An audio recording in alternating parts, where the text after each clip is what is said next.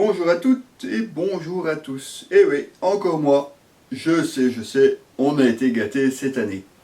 Et gâté, quand on vous dit gâté, c'est vraiment gâté, puisque Shark non seulement nous a proposé plusieurs casques, puisque vous avez pu voir l'essai du Squall, le fameux casque intégral à LED. On vous a aussi montré le Vancore, donc un look vraiment très différent pour cet intégral très spécial, on dira, puisque vous avez vraiment la mentonnière et les lunettes de crosse qui vont avec. Et en prime, on en avait un petit peu parlé, qui nous plaisait beaucoup, eh bien c'est ce Speeder série 2 ici.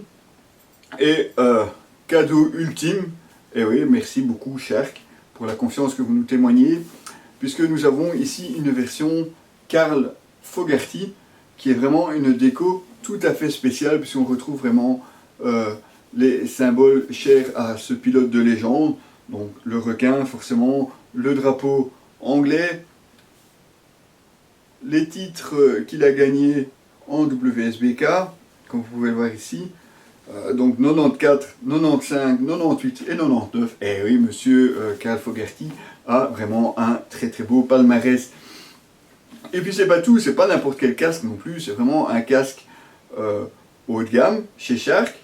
Sportif, il existe encore plus sportif chez eux, mais malgré tout celui-ci est déjà bien typé sport, on va dire, mais pourtant a quand même pas mal d'aspects touring compris dans le casque. Alors c'est un casque en fibre de verre. Il y a deux tailles de calottes différentes, mais forcément qui dit fibre de verre dit aussi poids plume. On est presque aussi léger que le casque premier qu'on a déjà pu vous présenter cette saison. Ici on est à 1450 grammes, c'est très léger. Un casque en plus qui a l'avantage d'être bien équilibré. Donc de ce côté-là, on ne va pas se plaindre non plus. Un écran, comme vous pouvez le voir, prévu pour pouvoir utiliser un pin lock et un pin lock Max Vision. Donc vraiment une très large visière.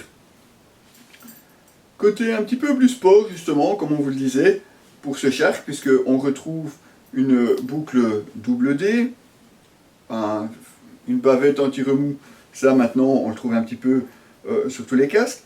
L'intérieur, toujours comme chez Shark, traité sur base d'un intérieur en fibre de bambou, qui est très confortable, mais la barre naissante risque parfois d'accrocher un petit peu.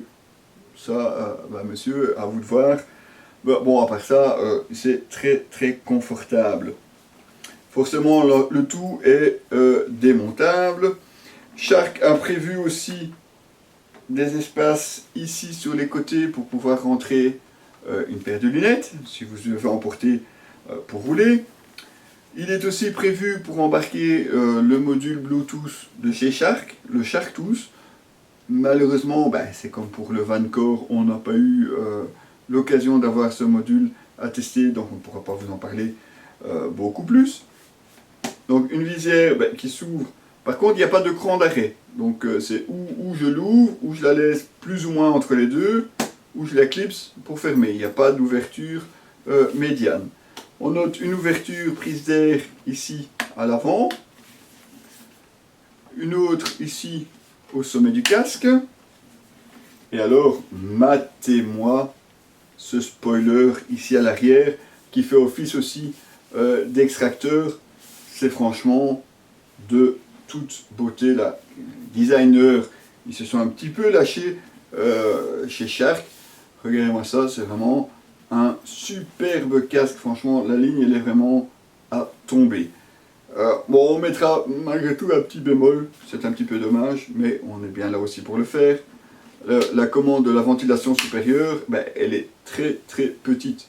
Avec des gants, c'est vraiment pas évident à manipuler. Alors quand on vous parlait des aspects touring de ce casque, c'est simplement parce que malgré que ce soit un casque très sportif, vous avez droit à un écran solaire intégré. Manipulation complètement manuelle ici, n'est pas monté sur ressort, rien du tout. Vous avez juste le levier ici au-dessus. On monte ou on descend. Voilà, je le remonte ou je le descends. Même remarque que pour la ventilation, déjà on n'a pas l'habitude parce que bien souvent la commande se fait plutôt sur le côté gauche que sur le sommet du casque. Donc il faut déjà parfois un peu pour la chercher. Il faut déjà parfois chercher un petit peu pour la trouver. Et puis le bouton est tout petit, ça c'est pour préserver forcément l'aérodynamisme du casque. Mais bon, là aussi, il faut parfois un petit peu chipoter pour pouvoir le manipuler. En dehors de ça, forcément un casque, comme on vous le disait, très très léger. Une déco vraiment à tomber. Nous, franchement, on est tombé amoureux de cette déco, du design et puis de la déco Carl Fogarty ici. Franchement, on adore. Bon, il y en a d'autres évidemment sur le site, on vous mettra le lien dans l'article pour que vous puissiez voir vous-même. On va mettre là. Pour que vous puissiez choisir votre déco bien à vous. Alors, on l'a utilisé aussi sur différents types de motos. On voulait le tester sur une sportive, malheureusement, l'essai ne s'est pas fait, donc la seule sportive, c'est notre vieille GSXF. On ne se moque pas là-bas au fond. Mamie nous rend de bons services. Et puis bon, finalement, pour tester un casque, c'est déjà pas mal non plus. Largement suffisante. Une insonorisation plutôt bonne pour ce Shark Speeder. Bon, c'est vrai qu'on pourrait attendre un petit peu mieux pour du haut de gamme, mais malgré tout, il est assez bien insonorisé. Une ventilation, par contre, un petit peu plus mise à mal quand il fait très très chaud. Bon, il y a l'air qui rentre, ça c'est vraiment pas un problème. La ventilation fonctionne. Mais c'est vrai que quand le thermomètre grimpe, il fait parfois un petit peu chaud à l'intérieur du casque. Bon, ça reste un intégral. Et forcément, si vous venez tester un modulable ou un jet et puis que vous vous retrouvez avec un intégral comme celui-ci, la différence est forcément flagrante. Il n'y a pas de quoi fouetter un requin. Vous y avez cru, hein? Non, un requin. Donc voilà, un casque de toute beauté, qu'on a vraiment eu le plaisir. On l'a testé évidemment sur les motos relativement les plus sportives, comme la BMW S1000 XR que vous avez pu voir sur le site.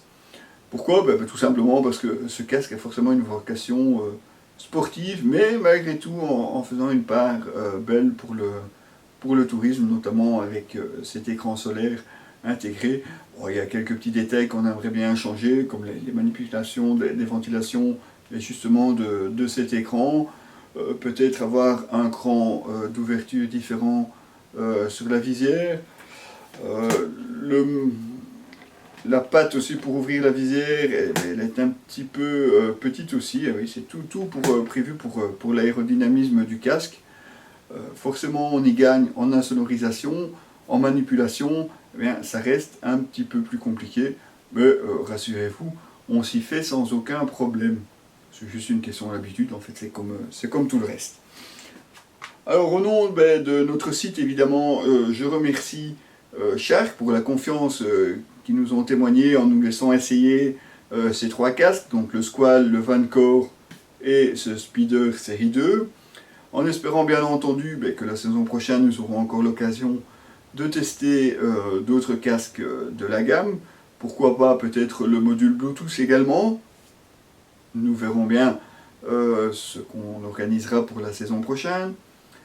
Retrouvez bien entendu toutes les photos, questions de prix, les détails, enfin tout ce qui est détails techniques, comme d'habitude sur notre article, sur le site. C'est entièrement gratuit, c'est fait pour vous. C'est www.objectif-moto.com. Et maintenant, on compte sur vous. Partagez au maximum nos vidéos, commentez nos articles, venez nous voir ou sur notre site ou sur notre page Facebook.